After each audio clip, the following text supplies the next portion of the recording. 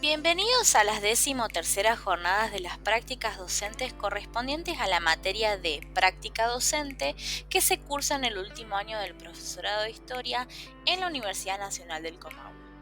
Los profesores que dictan dicha materia son Víctor Salto, María Virginia Mazón, Victoria Tano y Gerardo Añahual. Nosotras somos Karen Ramírez y Milagro Sánchez, ambas estudiantes del profesorado de Historia.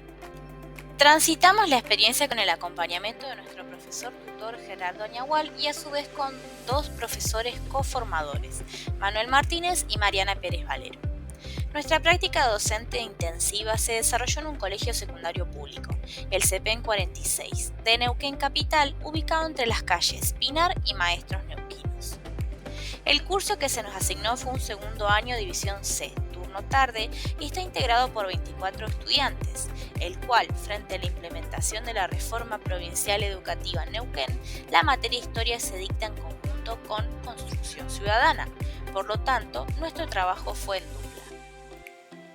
En una primera etapa, realizamos observaciones en el colegio y entrevista a los docentes, los cuales nos comentaron los diversos desafíos a los que se enfrentaron frente a la implementación de la reforma y sus consecuencias. Por otro lado, la dinámica del aula estaba más orientada a la explicación tradicional acompañada de consignas y trabajos prácticos para realizar en el aula. A su vez, una de las principales preocupaciones era la falta de atención y de participación por parte de los estudiantes, quienes no mostraban voluntad frente a las preguntas de los docentes.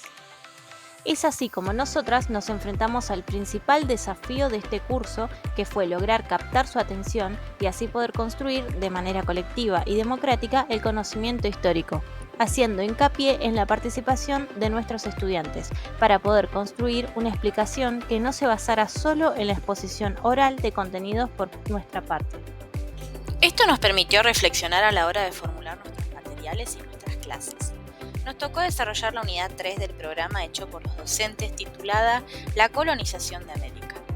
Gracias a la libertad que nos brindaron, pudimos elegir los aspectos que más nos interesaban en esos contenidos y nos enfocamos en la perspectiva sociocultural para formar una unidad didáctica, la cual titulamos Proceso de colonización en el Abya Yala, el Tahuantinsuyo y el Wallmapu entre 1542 y 1647. En ella nuestros contenidos se orientaron a cumplir con el propósito de analizar las resistencias y las alianzas de los pueblos originarios frente al avance de la colonización española para comprender la diversidad de las respuestas entre 1542 y 1647. A los fines de este trabajo seleccionamos el segundo material que elaboramos, el cual se centra en la experiencia de uno de los materiales que preparamos con el propósito de reconstruir el proceso de colonización en el Tahuantinsuyo a partir de la creación de situaciones y personajes históricos propios de este proceso. En algunos casos creados por nosotras, pero basados en trabajos historiográficos, con el objetivo de humanizar la historia y así también fomentar la empatía histórica. En el mismo trabajamos 11 personajes acompañados cada una de una situación diferente y su respuesta frente a los cambios que se produjeron a partir del avance de los españoles y la creación del Virreinato del Perú. Estos fueron Francisco Pizarro, Quispe Sisa, una ñusta o princesa inca, un sacerdote llamado Hernando Luque, el inca Atahualpa, un encomendero llamado Lucas Martínez, un curaca llamado Wari, un yanacona llamado Huasi y 4 jatunrunas, Huayra, Kunturi, Punac y Cusi. Las situaciones estaban acompañadas de una imagen relacionada a la situación y preguntas que pudieran anticipar las características de las mismas. En ese sentido, en relación con lo que nos dice Enrique Dussel, la imagen enseña, transmite algo, fija una memoria y estructura una referencia común. Esto nos sirvió para pensar ciertos atributos que podíamos recuperar de las imágenes. En la situación 6, frente a la imagen del sacerdote, retomamos el siguiente diálogo sostenido en clase a partir de algunos interrogantes que acompañaban las situaciones, para lo cual recomendamos pausar el video para una observación más detenida. En este caso pudimos identificar colectivamente una situación de violencia, pero no quienes la ejercían. Esas respuestas solo las pudimos identificar a partir de la lectura colectiva. Además, utilizamos como estrategia la lectura colectiva para reconstruir ese proceso histórico, donde nos interesaba que todos pudieran leer, algo que fue difícil de realizar ya que muchos no estaban acostumbrados a leer en voz alta. En este sentido, para Eisenberg, la lectura compartida es una práctica en la cual el docente guía un trabajo colectivo cuya finalidad es el estudio de una temática o problemática histórica determinada. Consiste en la reconstrucción compartida de las situaciones históricas presentadas en uno o varios textos. A su vez, otra estrategia que nos ayudó a reconstruir el proceso histórico fue, como mencionamos, la pregunta y la repregunta. Para esto es importante, en primer lugar, saber preguntar, y como nos recuerda Víctor Salto, implica orientar en cómo establecer las mejores relaciones entre los saberes históricos abordados para la comprensión de la realidad social. Las preguntas deben permitir el diálogo con otras preguntas. Sin embargo, frente a esta última estrategia tuvimos ciertas dificultades que fuimos mejorando a lo largo de nuestro proceso de aprendizaje en las prácticas. Con respecto a las respuestas de los estudiantes, nos faltaron en muchos casos la repregunta y profundización, que nos hubiera servido para enriquecer el contenido y el diálogo, guiándonos por el interés que presentaba el estudiantado. Mediante la lectura colectiva se presentó el siguiente diálogo, donde buscábamos identificar al actor principal y su rol en la sociedad. En este caso y otros más nos encontramos frente a respuestas limitadas, las cuales insistimos que pueden relacionarse al modo y al ritmo en el que interrogamos y a la falta de profundización sobre lo que ellos conocen o consideran como la civilización. Sin embargo, pudieron reconocer colectivamente los actores sociales principales de la situación, el sacerdote y los, entre comillas, indios. Este último concepto no pudo ser revisado en clase. Asimismo, esta dificultad pudo estar relacionada a la ansiedad que nos generaba el silencio y al sentirnos apuradas por la falta de experiencia y desacostumbramiento del ritmo escolar. Necesitábamos llenarlo a través de la explicación y de la autorrespuesta, lo que en algunos casos, frente a respuestas aproximadas a lo que queríamos, abandonábamos el análisis y continuábamos con las demás situaciones. En el siguiente ejemplo que vemos en pantalla, podemos observar la problemática que atravesamos. Con respecto a humanizar la historia, Mariona Masip Sabater nos recuerda que el objeto de los contenidos sociales somos las personas, en relación, las sociedades y la humanidad. Personas que somos agentes sociohistóricas y que por tanto somos protagonistas de los procesos y los cambios sociohistóricos. Es por ello que la autora sostiene que, frente a las exclusiones de ciertos grupos en la historia, es necesario hacer un trabajo que tenga en cuenta tres grandes ejes: la presencia, la condición y la agencia. Sobre la presencialidad es necesario tener una mirada amplia de la diversidad, de las desigualdades y de las relaciones de poder, planteos que remiten a la interseccionalidad. Ello debería guiarnos a la selección de situaciones educativas concretas. Es por esto que, en nuestro caso, tomamos la decisión de incluir mujeres originarias, trabajadores y personajes destacados de la colonización, como lo pudo ser un sacerdote o un encomendero. Por otro lado, con respecto a la condición, el énfasis está puesto en la humanidad de las personas y sus características, con respecto a aquellos y aquellas que protagonizan esos contenidos en contraposición a los procesos nacionales.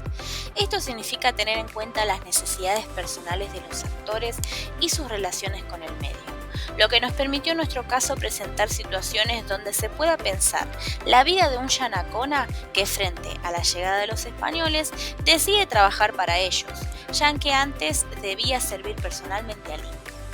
Nuestra intención era pensar en las posibilidades de acción de estos personajes y que así pudiera pensarse diferentes actitudes frente a los colonizadores. A partir de ello, surgieron comentarios como: Para aclarar, la empatía histórica para Santisteban es importante para el desarrollo del pensamiento histórico precisamente porque favorece la comprensión de las actitudes, las motivaciones o las situaciones de los actores del pasado, las cuales pueden parecernos en nuestra actualidad extrañas, equivocadas o incluso injustas. En definitiva, uno de los objetivos de humanizar la historia para nosotras era generar empatía en nuestros estudiantes, para que se sintieran interpelados por estas situaciones y los diferentes cambios que esos personajes sufrieron. Con respecto a la presencia de mujeres, la princesa inca o Quispe Sisa se encuentra en un marco de relaciones de poder desiguales, donde su casamiento con Pizarro es considerado como una posibilidad de alianza con el enemigo. Es así como, en nuestro intento de humanizar la historia, surgieron los comentarios que podemos ver a continuación. En este caso, observamos por parte de los estudiantes risas ante la explicación de un o una estudiante al afirmar que la princesa inca había sido vendida. Esto nos hace pensar si los estudiantes pudieron empatizar ante esta situación. En otro caso, frente a la situación 4, se presentó un diálogo como el siguiente a partir del intercambio con estudiantes. En este caso, consideramos que no se generó una empatía histórica, ya que uno de los estudiantes hace una relación con el significado del sol en la bandera argentina, pero ignora su relación con el contexto. Ese sol alude a un dios Inti, lo que podríamos haber profundizado a través de la repregunta.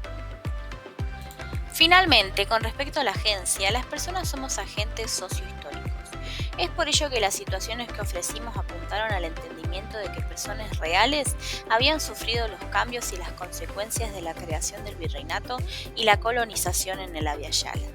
Si esta agencia es posible de interpretar, permite empoderar a los estudiantes a partir de la comprensión de su propia agencia. De manera general, los personajes conquistadores o europeos aportan fechas que nos servirían para trabajar la cronología de la conquista. Esto fue un desafío, ya que nos enfrentamos al hecho de que el calendario y el tiempo que utilizamos fue el tiempo de los conquistadores, por el desconocimiento de la concepción del tiempo que utilizaban los pueblos originarios.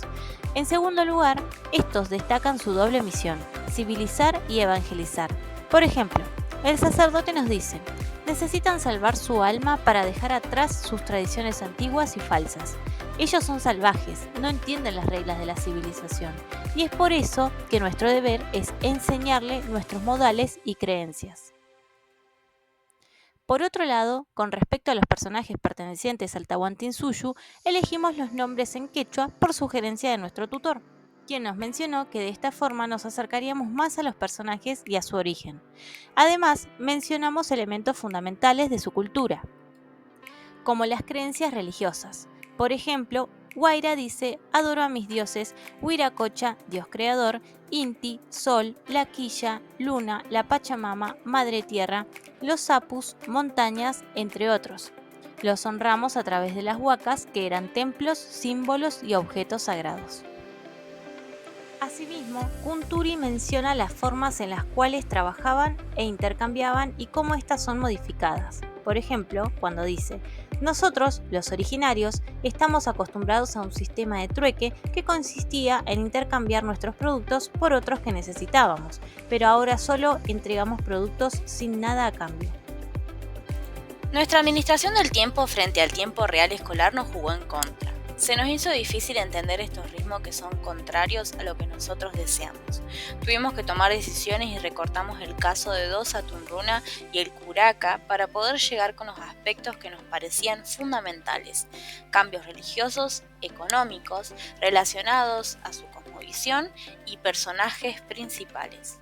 La información recuperada colectivamente a partir del análisis de las situaciones fue organizada en un cuadro cualitativo en el cual se buscaba identificar los actores, sus roles o situaciones que atraviesaron en el momento de la situación, la cronología y el registro de los cambios que se produjeron. Como resultado, la estrategia de lectura colectiva, la implementación de la pregunta y la repregunta para favorecer la reconstrucción de un determinado proceso histórico resultó para nosotras de cierta manera favorecedor para reconocer cambios y continuidades, actores o personajes históricos y sus roles de manera colectiva. A partir de la información reunida colectivamente y escrita en el cuadro, les dimos la siguiente consigna para realizar en clases. Escribir a continuación 2 cartas como si fueras un habitante del Tahuantinsuyu que vivió o experimentó los acontecimientos narrados por los personajes analizados, destinada a un amigo que viva en otro lado. En la primera carta describí cómo era la vida de los habitantes previo a la llegada de los españoles al territorio, tener en cuenta aspectos sociales, políticos, económicos y religiosos. En la segunda describe los cambios que se produjeron en los mismos aspectos después de la llegada de los españoles al territorio. deben agregar fechas a las cartas que correspondan al momento de la situación que describen. A través de algunas respuestas de las cartas, consideramos que en algunos casos los y las estudiantes pudieron identificar el tiempo y el espacio donde se produjo el proceso de colonización del Tahuantinsuyo, sus actores y roles principales, y los cambios y las continuidades frente a la llegada de los españoles. Por otro lado, a pesar de que de manera oral no se da cuenta de que los estudiantes tengan empatía histórica ante las situaciones, consideramos que a través de los trabajos escritos, en algunos casos, se dio una aproximación. Esto nos lleva a pensar si, en esa oralidad, se transmite todo lo que piensan. Para concluir, consideramos que por un lado no logramos que la totalidad de los estudiantes participen, lo que depende en parte de la dinámica del grupo, ya que los y las estudiantes no estaban acostumbrados a intervenir colectivamente en el proceso de aprendizaje, y por otro, por la falta de profundización de nuestra parte. Esta falta nos generó que en general las respuestas orales de los estudiantes se orienten a la identificación de los hechos, pero no a su problematización. Esto se reflejó en el trabajo escrito, pero también tuvimos casos donde hubo cierta aproximación a un ejercicio de empatía histórica para desarrollar el pensamiento histórico. Y por lo tanto, creemos que en un futuro podemos volver a apelar a materiales y estrategias de este tipo, pero atendiendo a estas cuestiones. Así podamos favorecer la empatía histórica para fomentar el desarrollo del pensamiento histórico, sin olvidarnos que la práctica es una experiencia singular y situada que dependerá del grupo y la dinámica del aula.